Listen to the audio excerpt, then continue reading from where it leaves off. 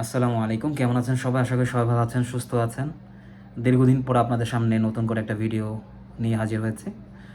আজকে আমি মূলত আমাদের যে গতানুগতিক যে ভিডিওগুলো দিই, সেই বিষয় নিয়ে আমি বলব না। আজকে আমি বেশ কিছুদিন ধরে একটা ভিডিও দেখছি আমাদের ট্রেড সম্পর্কিত, যে বাংলাদেশ থেকে যে সমস্ত এয়ারলাইন্সের টিকিটগুলোর বা এয়ারলাইন্সগুলো যায় বিভিন্ন দেশে, সেগুলোর ভাড়াটা অন্যান্য দেশের তুলনায় অনেক বেশি।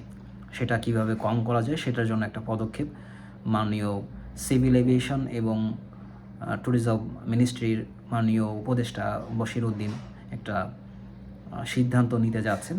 সেটা হচ্ছে যে যত টিকিট আছে বাংলাদেশ থেকে সেগুলো আইটা এজেন্সিগুলো ইস্যু করবে, নন আইটা বা অন্য কোনো ট্রাভেল এজেন্সি সেগুলো ইস্যু করতে পারবে না। সেরকম একটা স্ট্রিক্ট ফরওয়ার্ড একটা ডিসিশন নিতে যাচ্ছেন। তো এই বিষয়ে দেখলাম যে অনেকেই এক বাহবা দিয়েছেন বা ভালো একটা ডিসিশন হয়েছে এরকম একটা মন্তব্য করেছেন। সো এই বিষয়ে যারা প্রবাসী ভাইরা তারাও দেখলাম ভালো একটা রেসপন্স দিয়েছেন যে আসলে ভালো একটা ডিসিশন নিয়েছেন। কিন্তু আমি একটু সবিনয়ে বলতে চাই, এটা আসলে খালি চোখে যেটা দেখলে আপনারা সুবিধা মনে করেন সেটা আসলে ওটা হবে বলে মনে হয় না। কারণ যেহেতু আমি এই বিষয় নিয়ে দীর্ঘদিন ধরে কাজ করি, প্রায় এক যুগের মতো আমি এই ট্রেডে আছি। সো আমি একটু বিস্তারিত বললে আপনারা বিষয়টা আরও ভালো করে বুঝবেন। আমি মাননীয় উপদেষ্টা সাহেবকে হয়তো অনেক সমালোচনা করবো এখানে, কারণ উনি ব্যক্তিগতভাবে একজন ব্যক্তি না, উনি হচ্ছে একজন পাবলিক ফিগার বা আমাদের জনগণের একজন সেবক। সো ওনার ভালো কাজে যা বাহবা দিব এবং খারাপ কাজে অবশ্যই সমালোচনা করব। এবং যেটা আমাদের জানার অধিকার রয়েছে বা আমার যেহেতু এটা ট্রেড, আমি যেহেতু বুঝি বিষয়টা, আমি একটু আপনাদেরকে অবগত করতে চাই। প্রথমেই যেটা বলতে চাই যে আইটা এজেন্সি মূলত কী? আইটা এজেন্সি হচ্ছে যে আম যারা এয়ারলাইন্সের টিকিট সরাসরি আ টিকিটটা কাটতে পারে, এখতিয়ার রয়েছে। তারা বিভিন্ন ব্যাংকের ডিপোজিট দিয়ে তারা গ্রান্টেটেড কোনো আ এয়ারলাইন্সের কাছ থেকে টিকিটটা কাটতে পারবে, যেকোনো এয়ারলাইন্সের কাছ থেকে। আর নন আইটা হচ্ছে মূলত ওই আইটা এজেন্সির আ মাধ্যমে অন্য তাদের ক্লায়েন্টগুলোকে টিকিটটা কেটে দেয়। সে ডিরেক্টলি কাটতে পারে না, অন্য কোনো ট্রাভেল এজেন্সি যেহেতু তাদের লাইসেন্স আছে টিকিট কাটার বা গ্যারান্টি দেওয়া আছে, তাদের কাছ থেকে টিকিট নিয়ে তারা কাস্টমারকে দেয়। ঠিক আছে? এই হলো পার্থক্যের বিষয়। এখন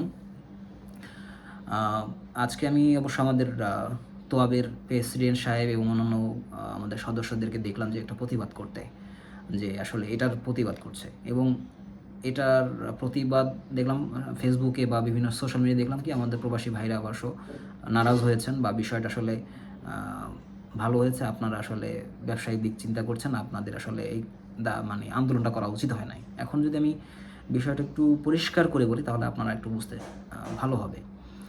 আমি প্রথমেই বলি যে আইটা ট্রাভেল এজেন্সি এই যে মানে মূলত যে উদ্দেশ্যে এই সিদ্ধান্তটা নেওয়া হচ্ছে যে ভাড়াটা কমবে, টিকিটের ভাড়াটা কমানোর জন্য।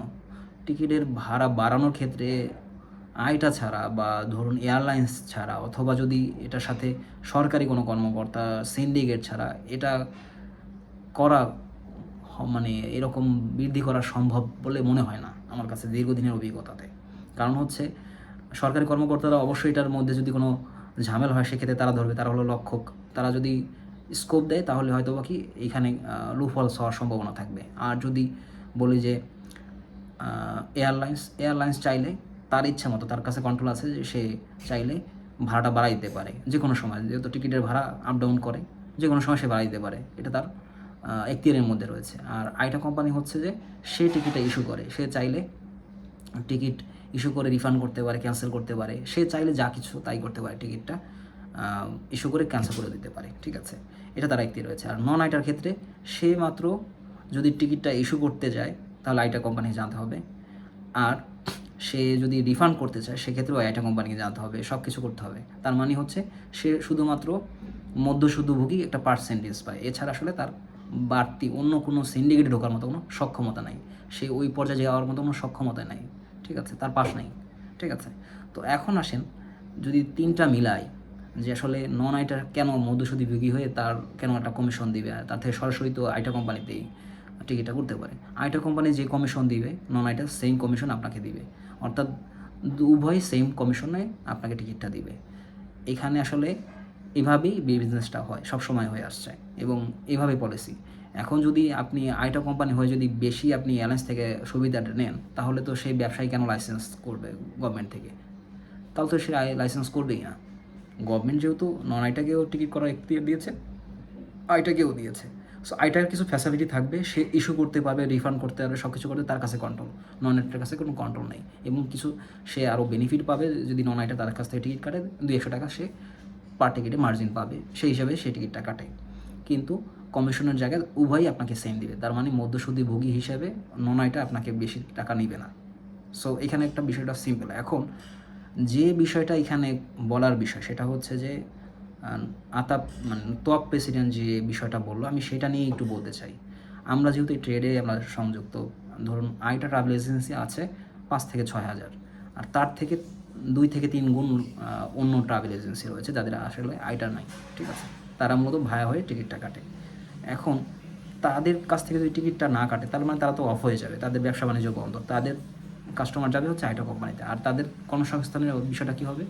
তারা তো অন্য কোনো ব্যবসা করবে, তো সেটার কি ব্যবস্থা করে দেবে সরকার? বা যারা এই ট্রেডে যারা সংযুক্ত বা কাজ করে তাদের চাকরির ব্যবস্থা কী হবে? তারা কর্মসংস্থান কোথায় পাবে? তার মানে টোটালি ওই সেক্টরের যারা জনবল আছে, শিল্প আছে, তারা কিন্তু টোটালি অর্থনৈতিকভাবে সংকটে পড়বে, তাদের সাথে ফ্যামিলি লক্ষাধিক মানুষ অর্থনৈতিক সংকটে পড়ে যাবে। তো এই বিষয়টা তারা মাথায় না রেখে হুট করে যে একটা ডিসিশন নিল, এখানে তো ভাড়া তো কমার কোনো সুযোগই নাই। ভাড়া যদি বাড়াতে চাই তাহলে বাড়াতে পারে এয়ারলাইন্স, আইটা কোম্পানি, অথবা যদি সিন্ডিকেটের যে দেখার যাদের লোক মানে সরকারি কর্মকর্তা যদি তারা যদি লুপ হোলস করে, তাদের তাদের যৌথ প্রযোজনায় বা তাদের মাধ্যমে সিন্ডিকেট তৈরি হয়ে তারা ভাড়া বাড়াতে পারে, তারাই কন্ট্রোল করতে পারে আর তারাই নিয়ন্ত্রণ করতে পারে। অন্য কেউ তো এতে এখানে নিয়ন্ত্রকই না। সো তারা চাইলে নন আইটা তো মানে এখানে যদি বাতও দিয়ে দেয় তাতে এই সমস্যা সমাধান হবে না। সমস্যা সমাধান হবে যদি আইটা কোম্পানিতে, আমি জাস্ট পরিষ্কার করে বলি, একটু ভেঙে বলি, তাহলে আরও প্রবাসী ভাইদের আর সুবিধা হবে। সেটা হলো এই, আইটা কোম্পানি যদি কম কমিশন বা সমান পরিমাণ যদি কমিশন ব্যবস্থা থাকে, টিকিটের গায়ে সেম ভাড়া থাকে, অথবা এয়ারলাইন্স কীভাবে ভাড়াটা বাড়ায় সেটা যদি স্বচ্ছ একটা প্রমাণ থাকে যে আসলে এটা কেন বাড়লো ভাড়াটা, হুট করে তত টাকা বাড়াতে পারে না। আর এটা যে যে সরকারি যে কর্মকর্তা তারা যে চেকিং করছে, এটার প্রতিদিনের আপডেটটা যদি মানুষকে জানিয়ে দিতে পারে, তাহলে তো এটার অস্বচ্ছ থাকার কোনো প্রশ্নই আসে না। তখন ভাড়া বাড়বেই না, কারণ অন্যান্য দেশে যখন সেম কিলোমিটার সেম দূরত্ব যাবে তাহলে সেম ভাড়াই হবে। এখানে তো অতিরিক্ত ভাড়ার কথা না।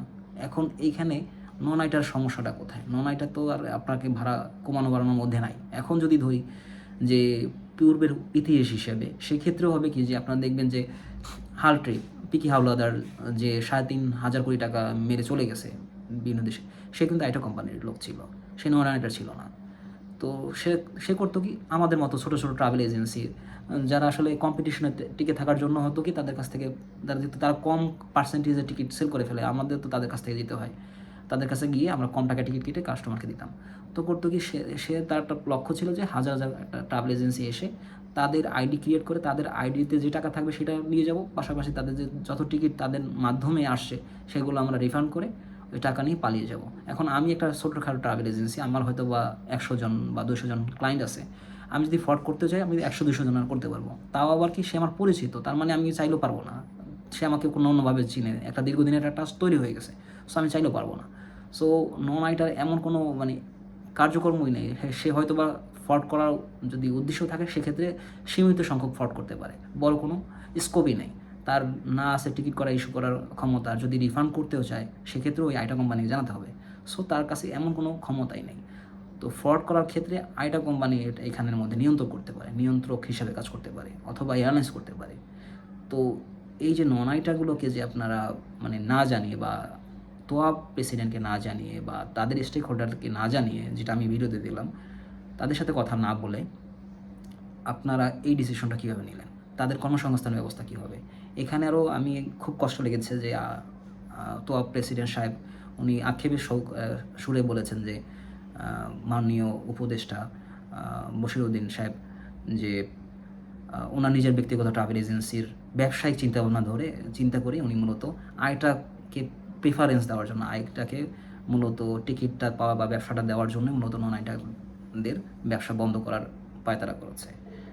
যে ওনার যেহেতু নিজেদের আকিস এয়ার আছে বা ট্রাভেল এজেন্সি আছে, সেই ট্রাভেল এজেন্সির মাধ্যমে যেন টিকিট কাটে বা যারা আইটা কোম্পানি তাদের সুবিধা পাওয়ার জন্যই। তাহলে এই কথা কেন আসবে? আপনি তো একজন পাবলিক ফিগার, আপনাকে তো সমালোচনা করার মানে আমাদের উচিত হবে না, বা আমাদের উচিত, কিন্তু কথা হলো যে এই পর্যায়ে যাওয়ার কথা ছিল না আপনার। আপনি সেবক হিসাবে কাজ করবেন। আমাদের এলাকার বড় ভাই ব্যারিস্টার আসাদুজ্জামান ফুয়াদ ভাই, যিনি আপনাদের যখন নিয়োগ হয়, আমি ব্যক্তিগতভাবে বলছি না, জাস্ট আপনাকে বোঝানোর জন্য বলছি, বা এই যে ভিডিওটা আপনার চোখে পড়ে আপনি যেন বিষয়টা আরও মনোযোগ সহকারে বুঝেন যে প্রবলেমটা কোথায়। যে আমাদের আসাদুজ্জামান ফুয়াদ ভাই বলেছিল যে ব্যারিস্টার আপনার ভাইয়ের বিষয়টা আসলে, যে বশির সাহেবের ভাইয়ের ব্যাপারটা যেন তাকে নিয়ে সমালোচনা না করা হয়। তো আমার কেন প্রশ্ন করতে হবে আপনার ব্যক্তিগত বিষয় নিয়ে? আপনার যে কাজের সমালোচনা সেটা যেন আমরা করি, এবং আপনি আমি আমার বড় ভাইকে শ্রদ্ধা করি, এবং আমরাও আপনাকে পছন্দ করি, সেই প্রেক্ষিতেই পছন্দ করি আপনার কাজের মাধ্যমে। তো আমরা আপনি চেষ্টা করবেন, এবং আমরাও চাই যে আমাদের পেটে যেন আপনার লাথি না মারেন। কর্পোরেশনে আসেন যে আমরা বৈধ লাইসেন্স, আমরা কোনো অবৈধ না যে অটোরিকশার মতো আমাদেরকে বললেন, কিন্তু তাদেরই আপনারা নিয়ন্ত্রণ করতে পারেন না, সেটা তারা তো অবৈধ। এখন পর্যন্ত সরকার কোনো ট্যাক্স দেয় না, কিছু দেয় না। আর আমরা তো বৈধভাবে ট্যাক্স দেই, সব কিছু করি, এবং আমাদের সব কিছু এখতিয়ার রয়েছে, জায়েজ বা সরকারিভাবে বৈধ, যে আমরা টিকিট করতে পারবো যারা সিভিল এভিয়েশন প্রাপ্ত। তাহলে তারা কেন টিকিট করতে পারবে না? এটার যৌক্তিকতা কোথায়, এবং এখানে বেনিফিটটা কী আসতেছে আপনাদের, বা মানুষ কতটুকু উপকার আসছে? যদি আপনারা সমাধান করতে চান তাহলে সিন্ডিকেট, বা কোথায় সিন্ডিকেট হতে পারে যদি আপনারা না বোঝেন, তাহলে আতলাবের যারা প্রেসিডেন্ট রয়েছে, যারা স্টেক হোল্ডার রয়েছে, তাদের সাথে বসার পরে আপনারা একটা সিদ্ধান্ত দিন। হুট করে কোনো সিদ্ধান্ত দিবেন না, এবং জনগণকে ভুল বোঝাবেন না, যাতে করে আমরা একজন দালাল বা একটা মানে মানুষকে দুষ্কৃত কাজগুলো করি সেটা যেন না বোঝানো। ঠিক আছে? এতে আমাদের ব্যক্তিগতভাবে, ব্যবসায়িকভাবে, আমাদের সামাজিকভাবে বলেন, আর্থিকভাবে আমাদের ক্ষতিগ্রস্ত হই। তো ভালো থাকবেন। আজকে এই পর্যন্তই। ভালো থাকুন, সুস্থ থাকুন। আল্লাহ হাফেজ।